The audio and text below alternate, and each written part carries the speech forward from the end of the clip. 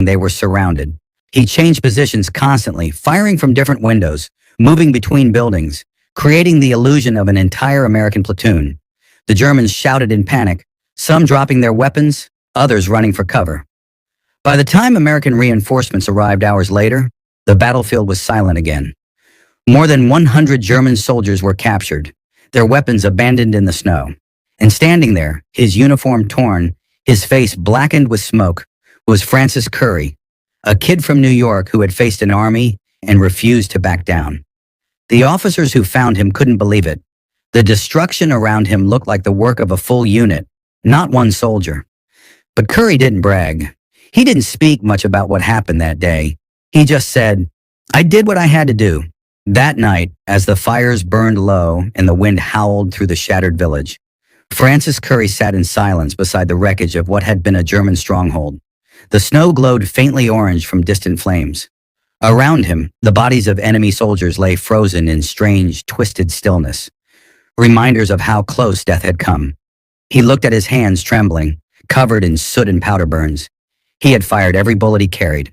He had faced tanks, machine guns, and an army that never knew it was fighting only one man. He was 19. Somewhere in the distance, the muffled sound of engines echoed, American reinforcements finally arriving. Trucks rolled in, headlights cutting through the smoke. Soldiers jumped down, weapons ready, eyes wide in disbelief at what they saw. A single figure, standing amid a sea of destroyed vehicles and scattered weapons. "Who did all this?" one of them asked. Curry didn't answer. He was just tired. The adrenaline that had carried him through the fight was gone, leaving only the cold and the weight of what he had done. When the medics approached him, he simply said, "They were trapped. I had to help them." In the coming days, word spread quickly through the regiment. A lone soldier had held off an entire German force, destroyed tanks, and rescued his men. Commanders came to see the sight themselves, shaking their heads in disbelief. The cratered earth, the burnt-out armor, the abandoned rifles, it all told a story of impossible courage. Francis Curry didn't see himself as a hero. To him, it was survival, instinct, duty, the simple truth of war. You didn't think about medals or glory. You thought about getting your friends out alive. Weeks later, when the Battle of the Bulge finally ended, he was called before his commanding officers. They read his report quietly, almost not believing it. Then they told him the Army would recommend him for the Medal of Honor, the nation's highest award for bravery. When he received it, he stood straight, nervous in his new uniform. The medal was placed around his neck, heavy and cold. Cameras flashed, generals saluted, but his face was calm, almost distant. Reporters asked him what he felt. He said softly, "I just did what anyone would do." After the war, Curry went home. He returned to New York, to the quiet life he had left behind. No one in his small town really understood what he had been through. He took a job, went fishing, lived simply. Sometimes people would recognize his name and ask him about the day he captured 100 Germans alone.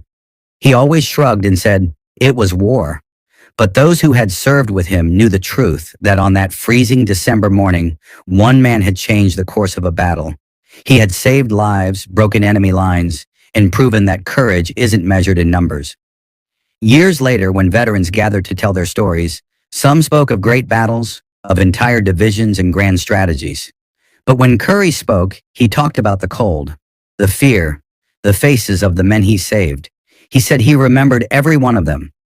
"You never forget," he would say quietly. "You just learn to live with it." In his later years, he became a humble reminder of what ordinary men can do under extraordinary pressure. His Medal of Honor hung on the wall, but he rarely looked at it. Visitors would come, students, soldiers, historians, wanting to hear about that day. He would tell them the truth, the part that few understood. "I wasn't brave," and he'd say. "I was scared. But I couldn't let fear make the choice." They say courage is contagious. And maybe that's true, because from that single act of defiance, hope spread.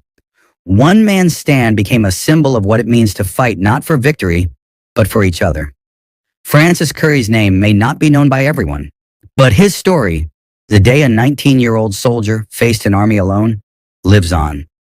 In the silence of winter, when the wind moves through the forests of the Ardennes, it still whispers his story of bravery, of fear, of one man who refused to run, Because sometimes history is not written by generals or kings.